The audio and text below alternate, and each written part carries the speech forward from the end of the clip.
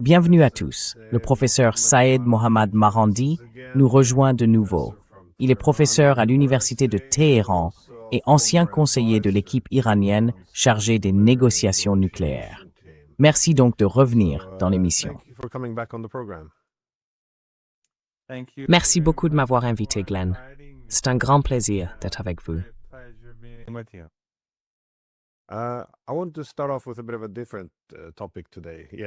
Je voudrais commencer aujourd'hui par un sujet un peu différent, mais qui reste lié à ce dont nous parlons habituellement. On voit qu'entre 50 000 et 60 000 Marocains ont franchi la frontière de force pour entrer en Espagne, ou plus précisément sur le territoire espagnol de Ceuta, en Afrique du Nord. Et d'après les images vidéo que nous voyons, ils arrivent en camion, et cela semble très clairement coordonné, comme cela devait forcément l'être. Je me demandais, comment vous interprétez cela? Car on voit aussi des diplomates de l'Union européenne dire que cette opération a manifestement été organisée par le gouvernement marocain, et qu'elle est donc perçue comme une manière de contester la souveraineté sur ce territoire. Là encore, cela a une énorme portée politique. Ce ne sont pas simplement, disons, des réfugiés.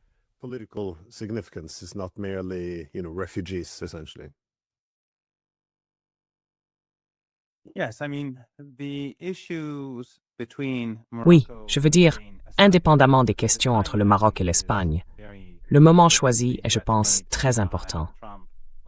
Les menaces de Trump et de Netanyahou contre l'Espagne, le fait que l'Espagne paiera le prix de ses politiques, et les scènes que nous avons vues, qui montrent clairement que cela se fait de manière systématique et très organisée, je pense que cela montre tout simplement que ce n'était pas quelque chose de naturel.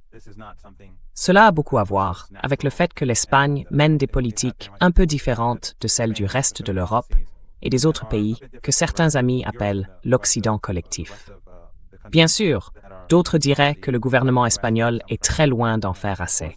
Mais, quoi qu'il en soit, ce qu'il a fait a suscité la colère de hauts responsables politiques pro-israéliens en Occident. Et beaucoup pensent qu'il s'agit d'une punition pour ces politiques.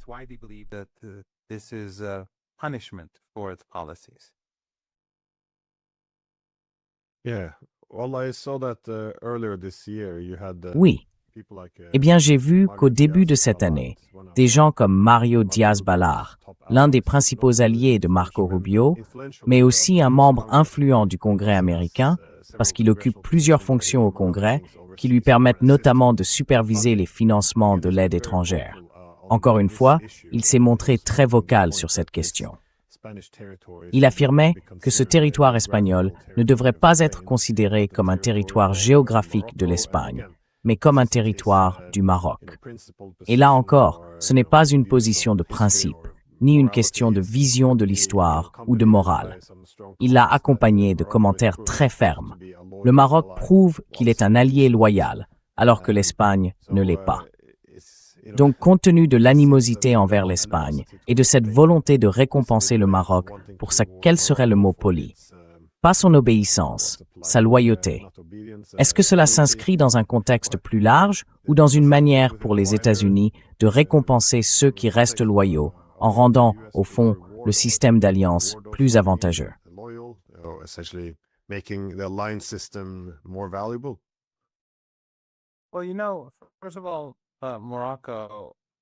Eh bien, vous savez, tout d'abord, le Maroc, le régime, le roi, est un allié très proche du régime israélien.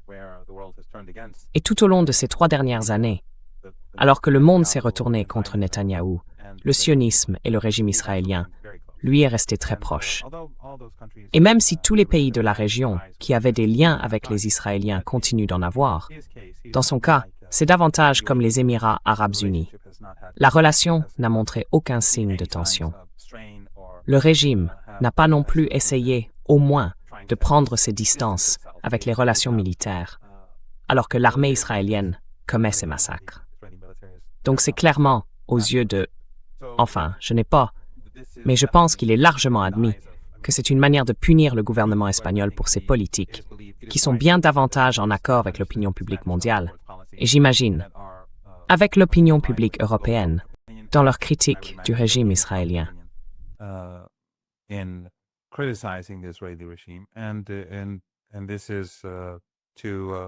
Et cela vise à nuire à l'Espagne ou au gouvernement espagnol actuel. Je pense toutefois que, et là encore, je ne peux pas l'affirmer avec certitude, parce que ces derniers mois, je me suis beaucoup concentré sur l'Iran à cause de la guerre. Le problème avec cette politique ou ce comportement des États-Unis et du régime israélien, c'est que cela révèle davantage le régime israélien tel qu'il est réellement. Tucker Carlson, par exemple, dit cela. Il a une énorme influence, mais aussi beaucoup d'informations internes. Ce n'est pas un journaliste ordinaire. Beaucoup de journalistes ordinaires sont brillants, intelligents, mais lui disposent d'informations de l'intérieur. Il a beaucoup d'accès auxquels nous n'avons pas accès. Et il dit que les Israéliens cherchent à détruire l'Europe. Ils n'ont aucune affection pour les Européens.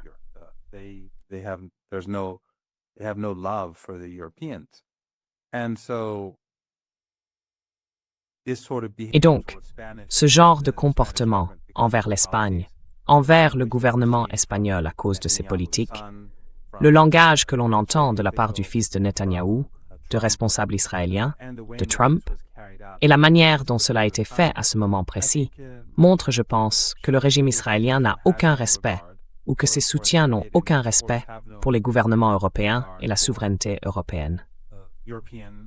Et ils feront ce qu'ils jugent nécessaire pour parvenir à leur fin. C'est comme cela qu'ils fonctionnent en Asie occidentale. C'est comme cela qu'ils se comportent au Liban. C'est comme cela qu'ils se comportent à Gaza, en Cisjordanie, envers l'Iran. Ils bombardent des pays, ils massacrent des dirigeants, ils anéantissent des communautés, sans aucune honte. Donc mener une telle politique contre l'Espagne ne devrait surprendre personne.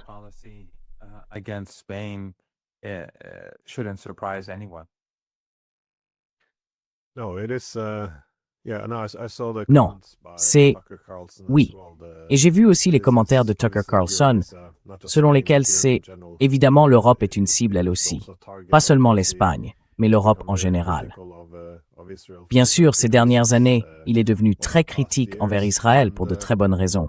Mais Trump, évidemment, a très clairement exprimé son désir de punir l'Espagne. Il a dit qu'elle devrait être expulsée de l'OTAN, qu'on devrait, vous savez, imposer un blocus sur tout le commerce. Il n'a pas proféré, enfin, de menaces directes de lui retirer des territoires.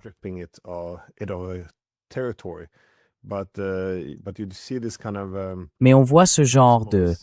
Certaines de ces idées, vous savez, les alliés loyaux devraient être récompensés, tandis que les désobéissants devraient être punis. On a l'impression que c'est devenu un problème plus large dans cette région, alors que le système d'alliance est manifestement fracturé ou affaibli au Moyen-Orient parce que, enfin, les États-Unis ont fait de leurs alliés des cibles. On voit aussi l'accord qui se prépare avec l'Arabie saoudite. On voit un accord nucléaire directement lié à Israël. Autrement dit, ils doivent normaliser leurs relations avec Israël.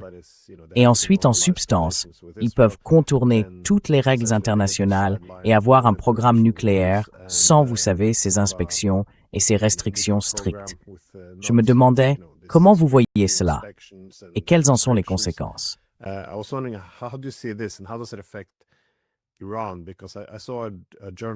L'Iran, parce que j'ai vu un journaliste poser la question lors de ce point presse, pourquoi l'Arabie saoudite devrait-elle être autorisée à avoir ce programme et pas les Iraniens?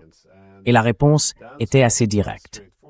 C'était, eh bien, nous allons obtenir, c'est-à-dire que l'Amérique va obtenir, des accords préférentiels, vous savez, des accords commerciaux liés à cela, avant tout le monde. Et c'est l'Amérique d'abord. Et puis, l'Arabie saoudite est un allié. L'Iran ne l'est pas. Donc, en substance, c'est ainsi que le monde devrait être organisé. Ceux qui s'inclinent devant l'Empire bénéficieront d'un traitement spécial. Ceux qui ne le font pas n'auront même pas les droits prévus par le traité de non-prolifération, comme celui d'avoir un programme nucléaire civil. Selon vous, quel impact cela aura-t-il, je suppose, sur la prolifération dans l'ensemble de la région?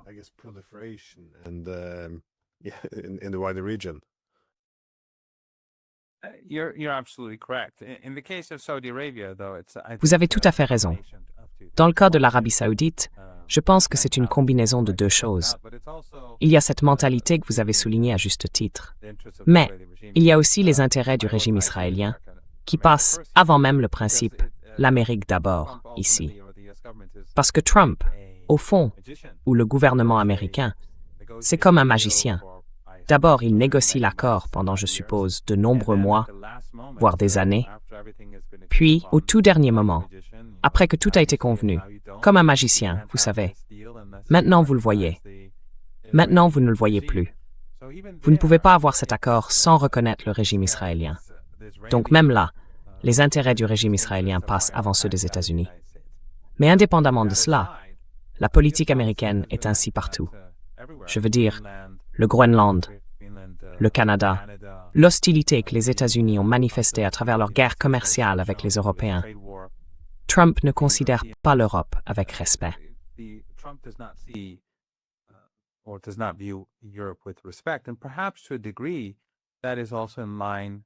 Et peut-être que, dans une certaine mesure, cela correspond aussi à la politique israélienne, parce que comme le souligne Tucker Carlson, Israël déteste les Européens.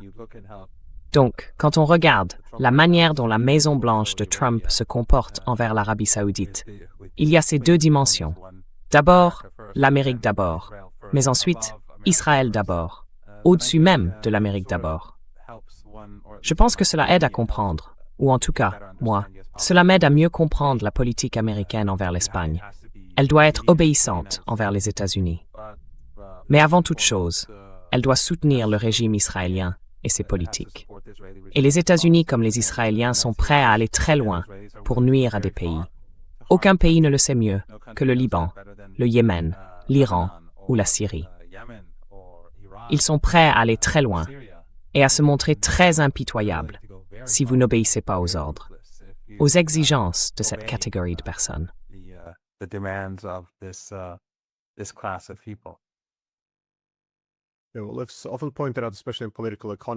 On souligne souvent, notamment en économie politique, qu'un hégémon, lorsqu'il est très à l'aise et que le pouvoir est réellement concentré, peut être perçu comme généreux. Pas seulement généreux, mais bienveillant, parce qu'il peut apporter certains bénéfices collectifs. Il peut se montrer assez généreux envers ses alliés. On l'a vu en particulier avec les États-Unis envers les Européens après la Seconde Guerre mondiale. Ils ont pu renforcer efficacement leurs États de première ligne. Mais il y a toujours cet avertissement. Une fois que l'hégémon décline, son objectif principal reste de conserver son hégémonie. Et il doit alors adopter un caractère très différent. Autrement dit, il commence à davantage ponctionner ses alliés. Il les utilise comme des instruments, probablement contre des États rivaux en ascension. Et toutes les règles du passé sont, en substance, jetées par la fenêtre.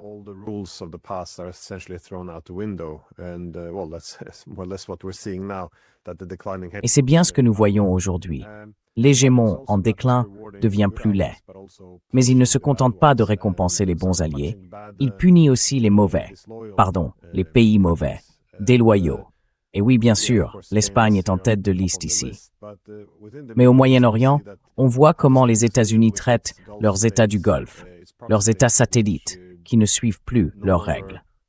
J'ai vu ce rapport sur un méthanier qatari à destination du Pakistan, bloqué par les États-Unis parce qu'il avait emprunté le corridor iranien. Autrement dit, il n'a pas respecté leurs règles. Il concluait des accords indépendamment des États-Unis. Et même des alliés loyaux qui participent à des attaques contre l'Iran sont désormais punis. À quel point pensez-vous que ce soit grave? Cela aura probablement un effet sur leurs calculs, j'imagine.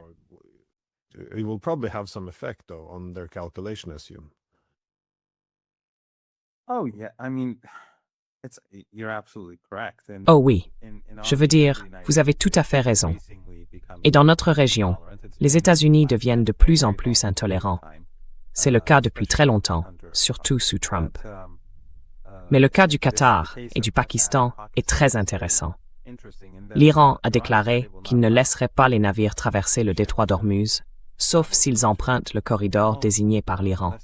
C'était prévu dans le protocole d'accord. Les Iraniens étaient censés gérer le détroit d'Ormuz pendant la période de mise en œuvre de ce protocole. Et bien sûr, les Américains ont ensuite décidé de violer ce protocole d'accord et de créer leur propre corridor avec l'aide des gouvernements qataris, saoudiens et koweïtiens.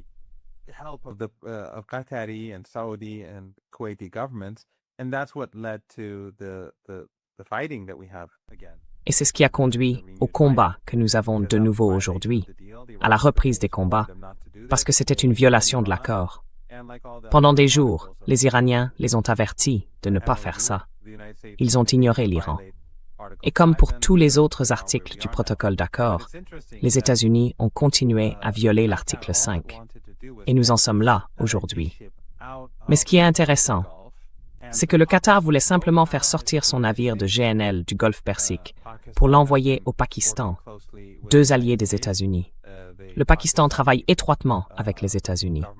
Le gouvernement pakistanais était impliqué en Égypte lorsque Trump a mis en place ou déclaré ce cessez-le-feu avec Gaza, malgré le fait qu'il s'agissait d'un accord à sens unique qui bénéficiait au régime israélien.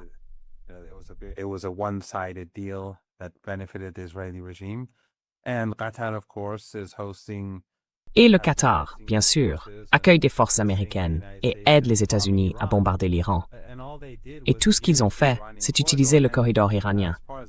À ma connaissance, les Iraniens ne perçoivent rien, aucun droit de passage de la part des navires en ce moment. Jusqu'à la fin de ces 2 mois, les Iraniens n'ont, d'après ce que je comprends, aucun projet de prélever des droits. Donc, tout ce qu'ils ont fait, c'est utiliser le corridor iranien pour envoyer le navire du Qatar au Pakistan. Mais les Américains l'ont bloqué. Et maintenant, le navire est retenu par les États-Unis. Les États-Unis ont donc puni à la fois le Qatar, qui leur a été fidèle, le cadeau de l'avion de Trump venant du Qatar, et le Pakistan, un allié fidèle du Qatar.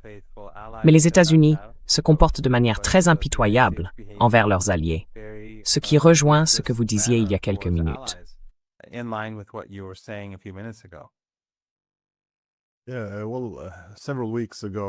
Oui, eh bien, il y a cette semaine, on a vu Oman discuter avec l'Iran pour trouver une manière d'organiser ou de gérer le détroit ensemble, afin d'éviter un conflit. Et la réponse de Trump, c'était « S'il conclut un accord avec les Iraniens, on les fera sauter. » Oman, donc. C'est assez... Ce devrait pas être drôle, mais ça l'est un peu. Enfin, c'est comme ça qu'on parle à des pays amis. Et bon, ça montre en quelque sorte que c'est une période difficile pour les États-Unis, parce que tout l'ordre mondial était organisé autour de leur primauté mondiale, et cette primauté leur échappe. Ils cherchent donc de nouvelles façons de, j'imagine, consolider ce pouvoir.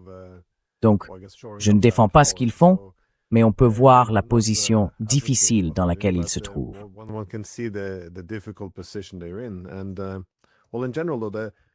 Et, bon, de manière générale, le problème central du protocole d'accord, et même du fait que les Iraniens administrent le détroit d'Ormuz, c'est que là encore, cela donnerait davantage de pouvoir ou de contrôle administratif sur le système international qui échappe désormais au contrôle des États-Unis.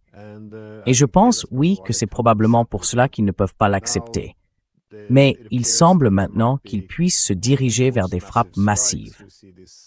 On entend parler de couper toute l'électricité dans l'ensemble de l'Iran. Et là encore, Trump parle beaucoup. Mais certains déploiements de force et certaines activités donnent l'impression que c'est peut-être la direction qu'ils prennent.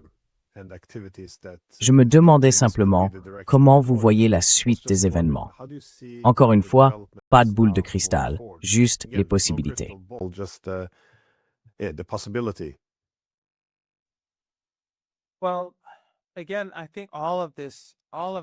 Eh bien, encore une fois, je pense que tout cela a du sens quand on considère ces éléments ensemble. Ce que les États-Unis font à leurs alliés européens n'est pas dans l'intérêt des États-Unis. Même si les États-Unis sont en déclin, leur brutalité ne fera que nuire à cette relation à long terme. Mais cette politique est aussi, au moins en partie, et dans ce cas, surtout, influencée par le régime israélien. Les États-Unis sacrifient donc leur relation avec au moins une partie de l'Europe, parce que le régime israélien le veut. Autrement dit, parce que l'Espagne mène de mauvaises politiques, selon Trump. Des politiques liées à la guerre des États-Unis contre l'Iran et des politiques liées au comportement du régime israélien en Asie occidentale.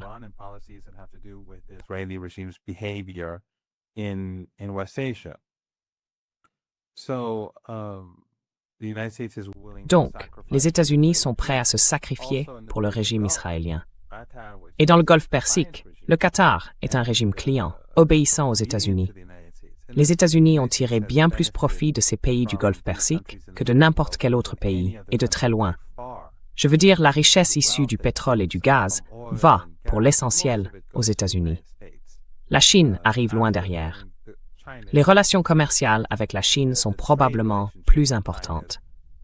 Mais si l'on inclut les sommes qu'ils placent dans vos actions, vos obligations et sur le marché boursier, ainsi que les relations et le soutien qu'ils apportent à l'Occident, il n'y a tout simplement aucune comparaison. Ces pays sont extrêmement profitables aux États-Unis.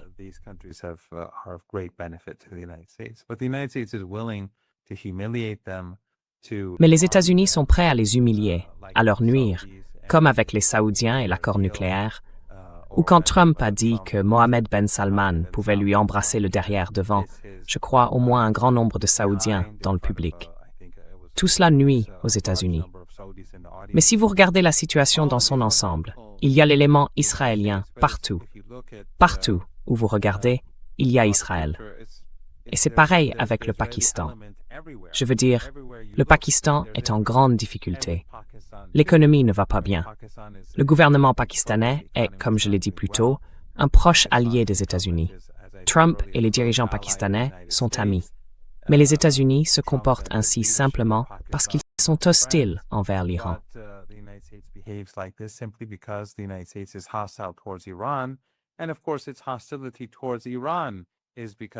Et bien sûr, son hostilité envers l'Iran est due à Israël. La place accordée à Israël en priorité dans la politique étrangère américaine nuit aux États-Unis à un moment où ils sont en déclin, et cela ne fait qu'aggraver les choses. Cela empêche aussi les États-Unis de gérer ce déclin. Les États-Unis pourraient agir très différemment et gérer ce déclin de façon à préserver une grande partie de leur influence mondiale face à leurs rivaux, ou à leur principal rival, disons la Chine. Mais ils choisissent de ne pas le faire. Et dans une très large mesure, c'est à cause du régime israélien de l'autre côté de la Méditerranée, en Asie occidentale. Dans le cas de l'Iran, c'est la même chose. Les États-Unis donnent la priorité à Israël.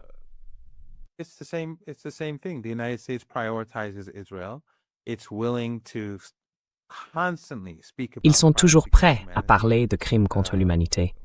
Vous et moi devions nous parler hier soir, et j'ai proposé de remettre cela à ce matin pour voir si les États-Unis allaient effectivement mener ces frappes aériennes massives qu'ils avaient menacé de lancer et dont les journalistes occidentaux avaient été informés. Ces derniers mois, on nous a dit que l'Iran serait rayé de la carte, que la civilisation serait rayée de la carte, que l'Iran serait anéanti, que l'Iran serait renvoyé à l'âge de pierre. Et il ne fait aucun doute que cela détruit l'image des États-Unis dans le monde entier, tout comme le génocide à Gaza, ou le génocide dans le sud du Liban, et le nettoyage ethnique qui s'y déroule, ou encore la sale guerre en Syrie.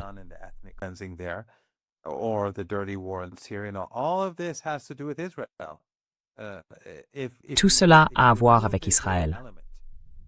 Si vous retirez l'élément israélien de la politique étrangère américaine, les relations entre les États-Unis et les pays de cette région, ainsi qu'avec les populations d'Asie occidentale, d'Afrique du Nord et d'Europe du Sud, seraient très différentes de ce qu'elles étaient ou de ce qu'elles sont aujourd'hui. Donc je pense simplement qu'il est évident que le régime israélien est un fardeau pour les États-Unis. C'est un élément destructeur, très destructeur, dans la politique étrangère américaine et dans la capacité des États-Unis à préserver leur puissance. Mais, de manière générale, les Iraniens ont pour politique d'ignorer ce que dit Trump.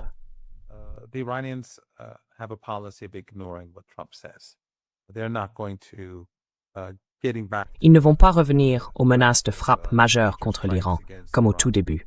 Pendant la guerre de 40 jours, quand les choses ont commencé à mal tourner, les Américains, et Trump en particulier, ont commencé à proférer ces menaces contre l'Iran. Au départ, ils pensaient gagner la guerre très facilement. C'était, vous savez, la reddition sans condition. C'était l'exigence. Puis, au bout d'une semaine, peut-être 2, il est devenu clair que ça n'allait pas arriver. Et ensuite, progressivement, il est devenu clair qu'en réalité, c'était l'Iran qui gagnait la guerre. Et à l'époque, il faut s'en souvenir, les États-Unis ne connaissaient pas les pénuries dont on entend parler aujourd'hui. Les pénuries d'intercepteurs et de missiles, on n'en parlait pas.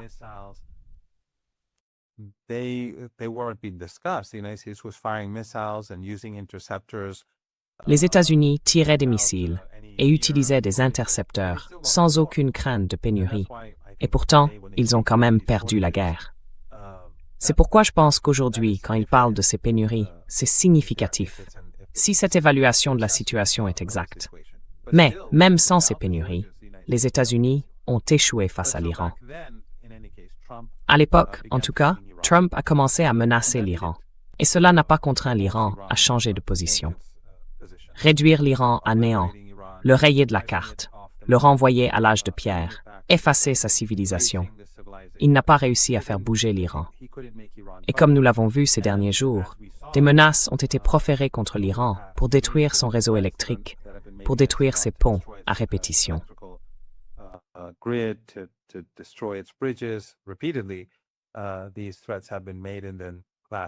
Ces menaces ont été proférées.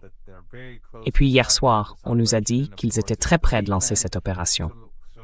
Et bien sûr, c'est le week-end, donc nous attendions de voir ce qu'ils feraient. Mais cela n'a pas fait évoluer la position iranienne. Et c'est parce que les Iraniens sont déterminés, quoi qu'il arrive, coûte que coûte, que les États-Unis commencent à bombarder les infrastructures essentielles de l'Iran.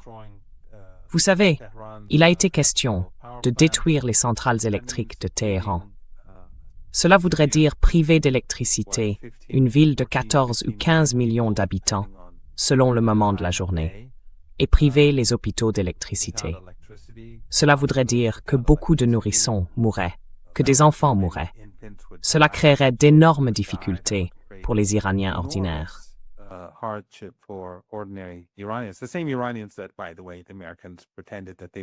Ces mêmes Iraniens que, soit dit en passant, les Américains prétendaient vouloir sauver du régime maléfique. Mais au final, nous avons vu que, premièrement, les Iraniens n'ont pas changé de politique et sont restés attachés à leur position. Cela signifie que si les États-Unis avaient mené la nuit dernière des frappes contre l'Iran, l'Iran aurait continué à se battre. Ce qu'il aurait fait, c'est riposter contre l'Irak, le Koweït, les Émirats, le régime israélien, l'Arabie saoudite, Bahreïn, le Qatar, et ainsi de suite, pour le rôle qu'ils ont joué dans tout cela. Et peut-être aussi contre Oman, et peut-être contre la Jordanie, pour le rôle qu'ils ont joué dans cette guerre destructrice.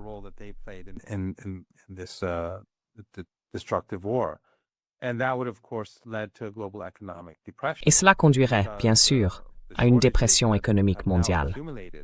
Car les pénuries qui se sont aujourd'hui accumulées sur le marché mondial, notamment concernant le pétrole, sont arrivées tout près d'un point de bascule.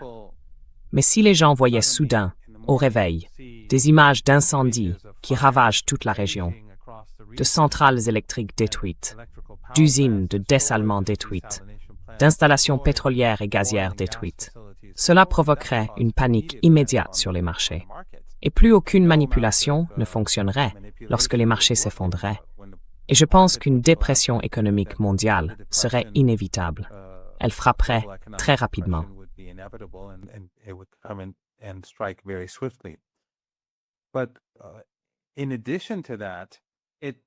Mais en plus de cela, l'image des États-Unis, dont je parlais tout à l'heure, est aussi davantage détruite partout dans le monde à cause du régime israélien. Frapper des infrastructures critiques iraniennes ou menacer de le faire est devenu quelque chose de normalisé. Les gens en entendent parler tous les jours. Cela n'aide pas les États-Unis. Cela détruit les États-Unis. Qu'on ait cru aux États-Unis ou non, qu'on ait considéré l'hégémonie américaine comme bienveillante ou non, l'image des États-Unis sous Obama, sous Clinton, même sous Bush ou Reagan, était très différente de ce qu'elle est aujourd'hui.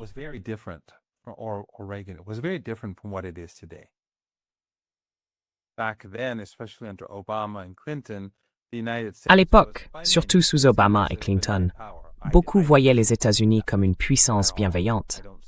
Moi, je ne les voyais pas du tout comme ça. Je ne vois aucune différence fondamentale entre Obama et Trump. Mais c'est un autre sujet. À l'époque, si vous regardez l'opinion publique mondiale et la manière dont les États-Unis étaient perçus partout dans le monde, c'était très différent d'aujourd'hui. Et ce soft power était d'une importance immense pour les États-Unis, même dans leur confrontation avec l'Iran. Glenn, l'une des réussites des États-Unis face à l'Iran a été de parvenir à convaincre les jeunes, pas tous, mais une proportion significative d'entre eux, que les États-Unis n'étaient pas le problème.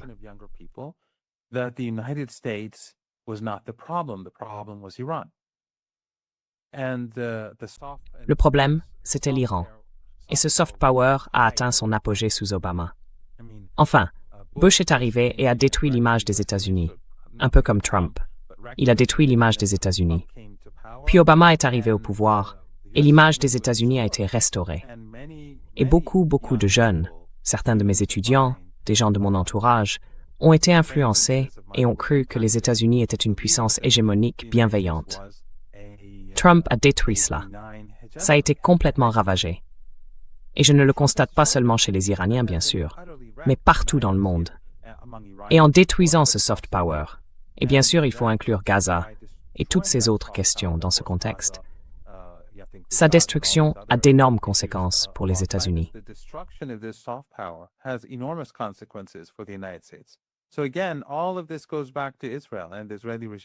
Donc, encore une fois, tout cela remonte à Israël et au régime israélien. Le régime israélien, quoi que vous pensiez des États-Unis, n'a été qu'un fardeau pour l'Empire. Il n'a fait que nuire aux États-Unis. Ce n'est pas un atout, quoi qu'il puisse en dire. Il a ruiné les États-Unis sur le plan financier. Du point de vue économique, comme du point de vue du soft power, il a complètement démoli les États-Unis. Je le vois en Iran, et je pense que, quand on regarde les sondages réalisés dans le monde entier par des instituts américains, c'est évident.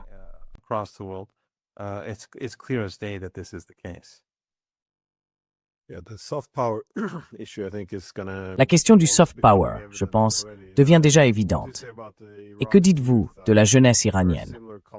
J'ai entendu des commentaires similaires en Russie.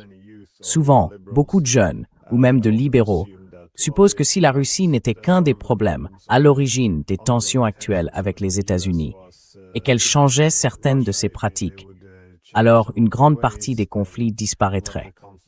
Je ne pense plus que quiconque le croit aujourd'hui. Ce n'est pas le caractère interne de l'État qui est en cause. Ce sont les ambitions hégémoniques des États-Unis qui imposent de très fortes limites à leur capacité d'entretenir des relations avec des États qui ne se plient pas à toutes leurs exigences.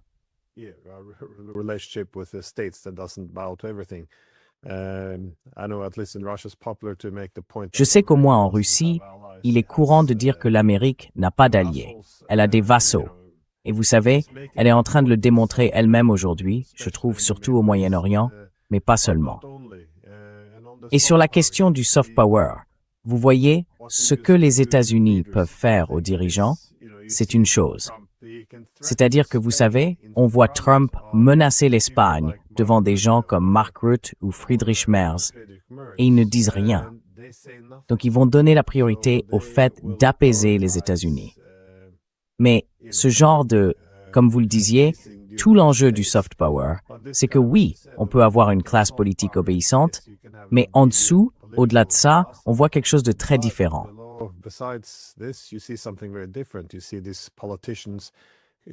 On voit ces responsables politiques s'effondrer dans les sondages.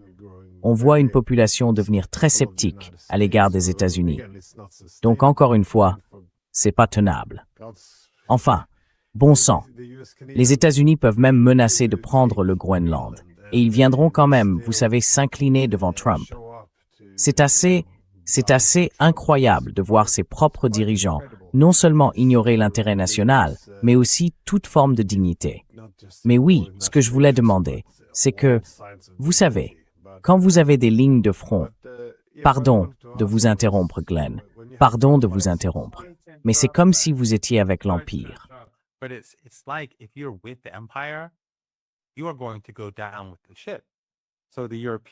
Vous allez couler avec le navire. Alors les Européens, bien sûr, ce n'est pas seulement Trump, c'était aussi Biden. Les politiques qu'ils ont menées contre l'Iran, celles qu'ils ont menées contre la Russie, celles qu'ils ont menées contre la Chine, ont toutes contribué à affaiblir l'Europe ces dernières années. Et le déclin de l'Europe est encore plus rapide que celui des États-Unis. Mais regardez aussi notre propre région.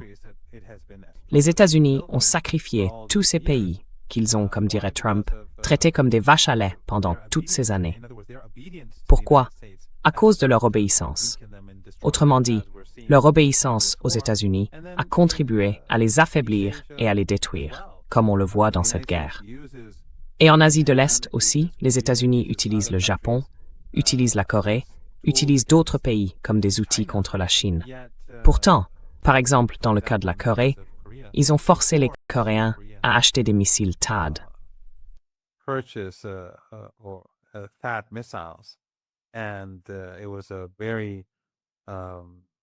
Et c'était une politique très problématique, controversée, menée par le gouvernement coréen. Puis, une fois qu'ils avaient été installés, les États-Unis les ont retirés et les ont donnés aux Israéliens. Les Coréens ont donc payé le prix politique et le prix financier, j'imagine, et ils ont obéi à la politique américaine. Mais ils ont quand même été lésés. Les États-Unis montrent ainsi qu'en étant leur allié, on n'est pas aidé, on est lésé. Ensuite, les États-Unis imposent des lois concernant la production de puces, ainsi que des politiques industrielles, qui ne montrent aucun égard pour des alliés comme la Corée ou pour les Européens. On a donc l'impression que si vous restez avec l'Empire, c'est vous le perdant. Vous êtes blessé, vous en souffrez. Vous ne tirez aucun bénéfice du fait d'être subordonné à Trump, au régime Trump ou aux États-Unis.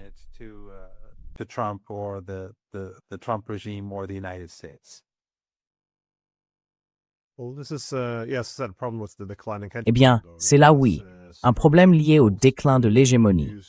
Elle a une forte tendance à utiliser les États de première ligne comme instrument pour éliminer ses rivaux et, au fond, à les pousser à la guerre. Mais il semble que les États de première ligne aient alors deux possibilités, avec des impulsions contradictoires. Premièrement, ils peuvent se rapprocher des États-Unis pour se protéger des conflits dans lesquels on les a poussés. On voit que les États-Unis ont été le principal instigateur de la guerre en Ukraine. Et pourtant, les Européens s'en remettent désormais entièrement aux États-Unis pour leur protection. On retrouve une logique similaire chez certains États du Golfe. L'autre possibilité, c'est de prendre un peu de distance avec les États-Unis, puisqu'ils sont à l'origine du conflit. Mais là encore, ces deux options s'excluent mutuellement.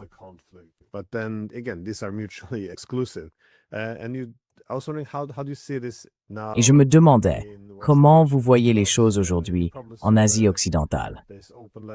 Vous avez sans doute vu cette lettre ouverte, signée par des centaines de responsables politiques et de personnalités publiques jordaniennes. Elle disait qu'ils devraient prendre leur distance, ou au moins demander aux troupes américaines de quitter le pays, parce que cela semait le chaos dans le pays. Et puis, la démographie de la Jordanie laisse penser qu'une révolution serait possible, que tout le monde n'est pas satisfait des politiques du gouvernement. Et par rapport à ce qui se passe au Koweït, où ils détournent simplement le regard alors qu'ils pourraient, au fond, être détruits en conséquence, absorbés par l'Irak. Donc je me demandais comment vous voyez cela, surtout concernant la Jordanie, parce qu'elle ne fait pas aussi souvent la une de l'actualité que les États du Golfe, je veux dire.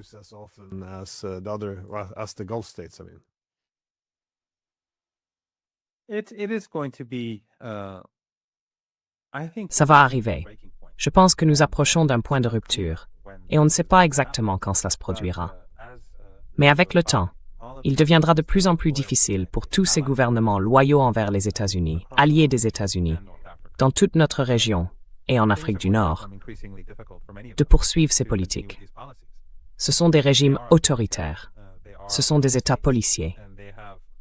et ils bénéficient du soutien des services de renseignement occidentaux pour se maintenir au pouvoir. Mais si l'on revient à ce qu'on a appelé le printemps arabe, ou le réveil, qui a suivi un incident en Tunisie et qui a provoqué un soulèvement dans toute la région, je pense qu'à l'époque, il était clair à quel point nombre de ces régimes étaient fragiles. Back then, I think it was clear how fragile many of these regimes were, and of course, the oil and gas-rich countries. Et bien sûr, les pays riches en pétrole et en gaz du Golfe Persique ont essayé de gérer cette vague de mécontentement populaire en détruisant la Libye, puis en détruisant la Syrie, et en détournant l'attention de leurs propres régimes autoritaires. Et bien sûr, à long terme, cela allait dans le sens des intérêts de l'Empire. Mais je pense que la situation aujourd'hui est bien plus fragile qu'à l'époque. Et même si les États-Unis, les journalistes occidentaux et les diplomates occidentaux aiment à penser que tout va bien dans ces pays, le mécontentement y est énorme. On peut, en quelque sorte, le voir. Ce n'est pas scientifique, mais on peut le constater dans les sections de commentaires des médias arabes grand public détenus par ces dictatures. Le Qatar possède un immense empire médiatique. Les Saoudiens aussi. Les Émiratis aussi.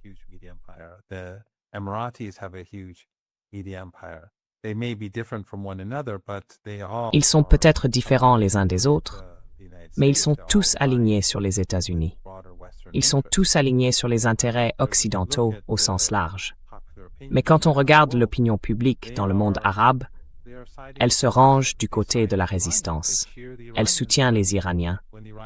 Les gens applaudissent les Iraniens quand ceux-ci tirent des missiles sur des intérêts américains dans ces pays. Donc évidemment, le sectarisme que ces pays encouragent, le racisme que diffusent les médias de ces pays, ces empires, pas seulement Al Jazeera, Al Arabiya, Sky News Arabic ou ce genre de choses, ils disposent littéralement de milliers de médias différents, ainsi que de centres culturels ou de prétendus centres religieux qu'ils utilisent pour construire leurs récits. Mais malgré tout, on voit que les gens soutiennent majoritairement la résistance. Et je pense que c'est un énorme signe de mécontentement. Et cela va devenir un problème majeur.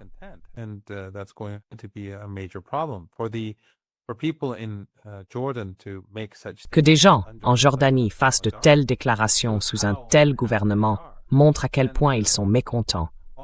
Et souvent, en surface, tout semble très normal. Pourtant, beaucoup de choses se passent en dessous. Et encore une fois, quand ce qu'on a appelé le printemps arabe s'est produit, personne ne l'avait prédit, ou très peu de gens l'avaient prédit. Pourtant, c'était une période où les choses avançaient, apparemment tout à fait normalement. Et puis, en très peu de temps, vous avez eu le chaos de la péninsule arabique à l'Asie occidentale et à l'Afrique du Nord. Et les Israéliens étaient terrifiés. Et au final, l'Occident a réussi à gérer ça. Mais il n'a fait qu'aggraver la situation dans la région. Autrement dit, il a repoussé le problème à plus tard, en détruisant une grande partie de l'Asie occidentale et de l'Afrique du Nord. Mais il n'a pas résolu le problème pour l'Empire.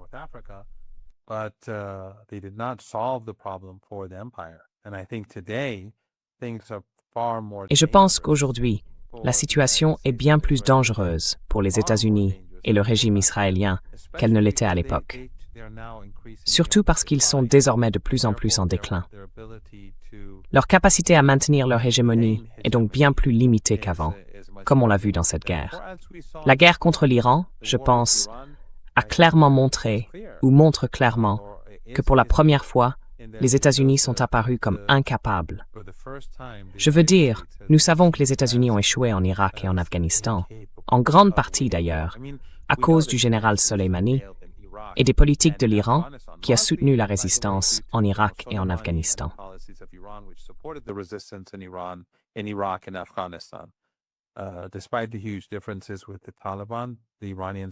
Malgré les énormes différences avec les talibans, les Iraniens ont aidé les talibans à expulser les États-Unis.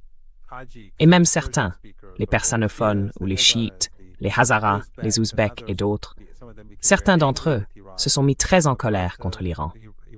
Mais l'Iran estime que la priorité est de vaincre l'Empire, tout comme sa politique en Syrie visait à vaincre l'Empire. En Syrie, certains de ces gens sont devenus très sectaires et on pensait que l'Iran menait une politique sectaire. Mais ce n'était pas le cas. Il soutenait les États-Unis et recourait à une politique sectaire pour soutenir la politique américaine. Mais en Syrie, comme en Afghanistan, l'Iran résistait à l'Empire. But in Syria and in Afghanistan, Iran was pushing back against the empire. So the United States' failure in Afghanistan and L'échec des États-Unis en Afghanistan et en Irak était donc évident. Et bien sûr, l'Iran a joué son rôle. Mais cette défaite est très différente de celle que les États-Unis ont connue là-bas. Ici, les États-Unis ne se sont jamais approchés de Téhéran. Ils n'ont jamais été capables de renverser le gouvernement, ni de prendre d'immenses portions de territoire, avant d'échouer finalement à cause des coûts ou des difficultés rencontrées. Les États-Unis ont été vaincus comme une puissance sur le champ de bataille, comme dans les guerres du passé, lorsque deux pays s'affrontaient et que l'agresseur échouait. C'est un autre exemple. Mais, dans ce cas, c'est la superpuissance. C'est l'hyperpuissance. C'est le pays que tout le monde redoutait à travers le monde.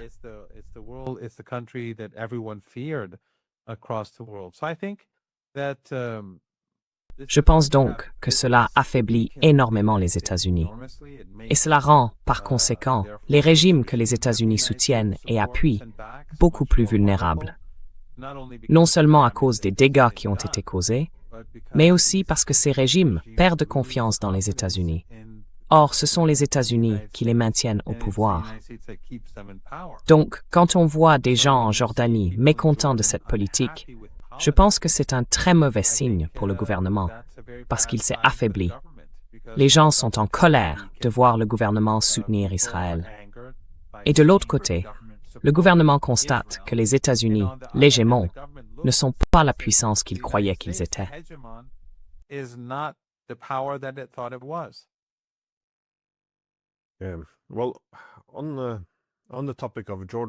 Eh bien, à propos de la Jordanie, on a vu l'une des raisons pour lesquelles Trump s'est de nouveau mis en colère et voulait bombarder tout l'Iran, détruire son électricité.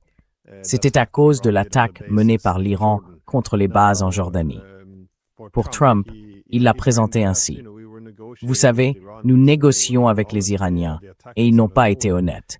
Ils nous ont attaqués sans prévenir. Je ne savais pas que les négociations étaient en cours, ni même qu'elles étaient sérieuses. Mais il semble que la source de sa colère, c'était que Trump avait décidé. D'accord, maintenant on arrête les bombardements, donc l'Iran doit faire de même. L'idée, c'est que l'Iran ne puisse riposter que de manière proportionnelle à ce que font les États-Unis. J'imagine que, si j'étais iranien, je m'inquiéterais d'être trop prévisible de cette façon, parce qu'on cède alors tout le contrôle de l'escalade aux Américains. Je me demandais aussi comment vous interprétez cet événement, parce que, enfin, on peut prendre Trump au mot, mais vous, comment le voyez-vous?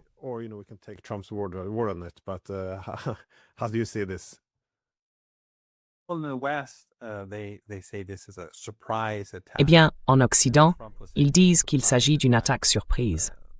Et Trump disait que cette attaque surprise n'avait pas été menée secrètement, mais qu'elle était, disons, inattendue, qu'elle n'aurait pas dû avoir lieu, que ce n'était pas normal que cela se produise.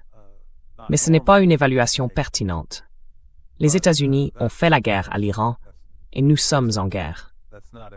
Les États-Unis avaient repris la guerre après avoir violé tous leurs engagements dans les protocoles d'accord, ont attaqué l'Iran pendant 30 jours, puis se sont soudainement arrêtés pendant 3 jours.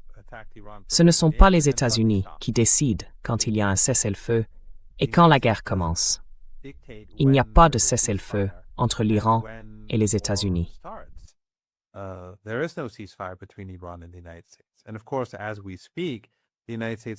Et bien sûr, au moment où nous parlons, les États-Unis ont imposé un blocus aux ports iraniens et au détroit d'Ormuz.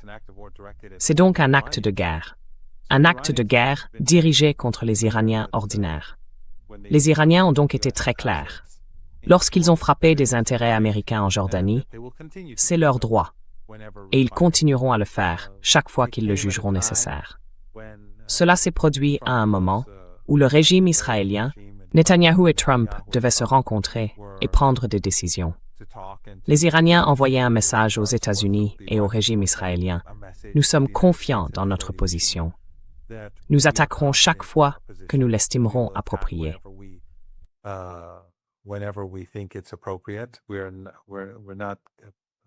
Nous ne nous laissons intimider par rien et nous prendrons l'initiative chaque fois que nous l'estimerons nécessaire.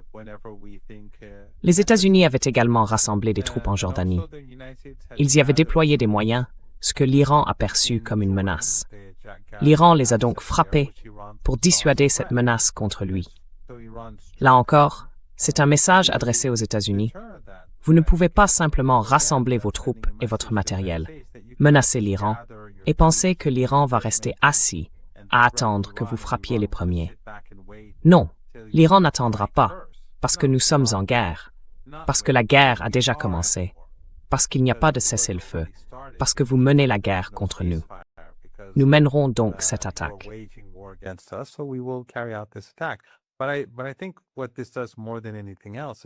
Mais je pense que plus que tout, cela montre à quel point l'Iran est sûr de sa position. L'Iran ne va pas simplement attendre que les Américains frappent, puis riposter. L'Iran agit ainsi pour des raisons morales et religieuses. L'Iran ne peut pas déclencher de guerre, et il ne l'a donc pas fait. Mais dans ce cas-ci, la guerre est déjà là. Il y a la guerre. Nous sommes en guerre. Ce n'est pas un cessez-le-feu. Mais en n'attendant pas que les États-Unis lancent une nouvelle phase du conflit militaire, et en frappant le premier, l'Iran fait preuve, je pense, d'une grande confiance en lui. Et nous l'avons vu au cours des dernières 24 heures.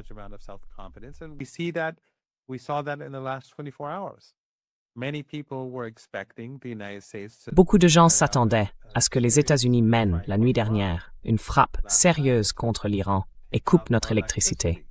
Et s'ils l'avaient fait, peut-être que vous et moi ne pourrions pas avoir cette conversation en ce moment. Mais cela n'a pas changé la position iranienne. Les Iraniens ont dit, si vous frappez, nous riposterons. Cela montre donc la confiance de l'Iran. Et les frappes contre la Jordanie montrent aussi, là encore, la confiance de l'Iran. Et, sur le plan militaire, cela affaiblit les États-Unis. Les deux frappes contre la Jordanie ont été très efficaces. Elles ont détruit des moyens essentiels des États-Unis qui auraient été nécessaires pour une opération aérienne contre l'Iran. D'accord.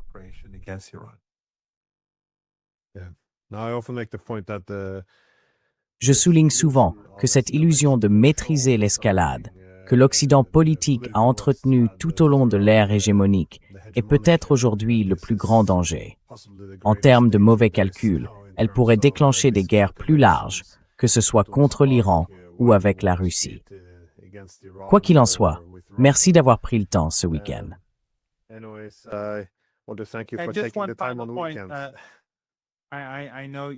Et juste un dernier point. Je sais que je vais faire très court, mais juste un dernier point. Une autre erreur de calcul concernait le Yémen. Frapper l'aéroport yéménite a conduit le Yémen à riposter contre l'Arabie saoudite. Et le Yémen a alors dit « D'accord, nous n'allons plus accepter le siège imposé à nos femmes et à nos enfants. » Ils ont donc instauré un contre-siège contre l'Arabie saoudite. Or, l'Arabie saoudite peut créer une coalition de pays qui, bien sûr, serait une coalition immorale. Parce que ce sont les Saoudiens qui ont commis un génocide contre le Yémen. Les Saoudiens qui ont imposé pendant des années un siège aux femmes et aux enfants du Yémen.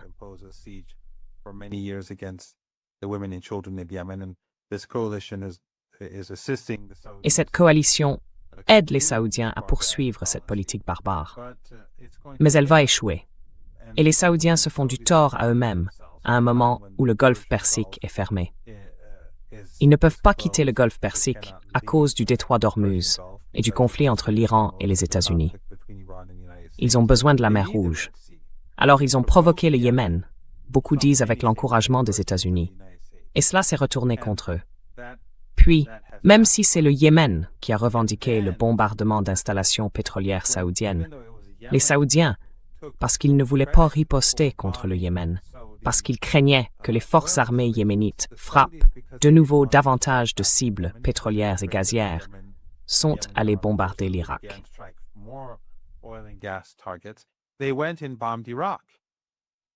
they retaliated against the Iraqi people and killed a large number of Ils ont exercé des représailles contre le peuple irakien et tué un grand nombre de personnes.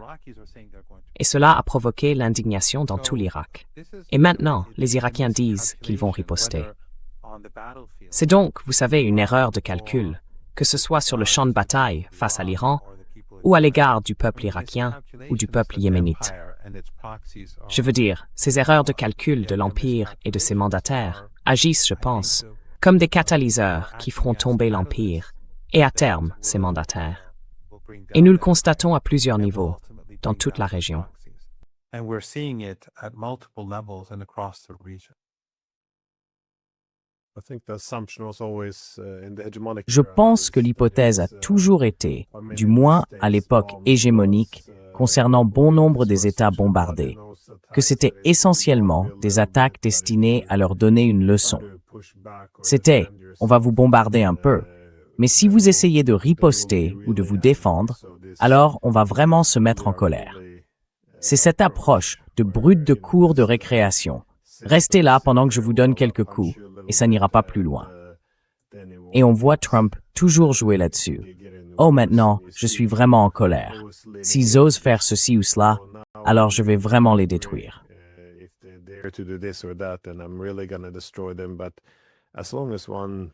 Mais tant qu'on ne rechigne pas à riposter, ça ne marche plus, semble-t-il. Et je pense, vous savez qu'au bout du compte, cela pourrait aussi être une bonne chose pour les États-Unis. Une leçon à retenir. Ils doivent s'adapter à la nouvelle réalité, à la nouvelle répartition du pouvoir. C'est la même chose pour les Européens. Faire comme si vous viviez encore dans le moment unipolaire, alors que vous êtes déjà dans un monde multipolaire, c'est incroyablement destructeur. Alors, espérons qu'il y aura une courbe d'apprentissage très rapide et qu'au final, tout ira mieux. Mais comme je l'ai dit tout à l'heure, merci d'avoir pris sur votre week-end. Encore merci. Merci beaucoup de m'avoir invité. C'est un grand plaisir, Pat.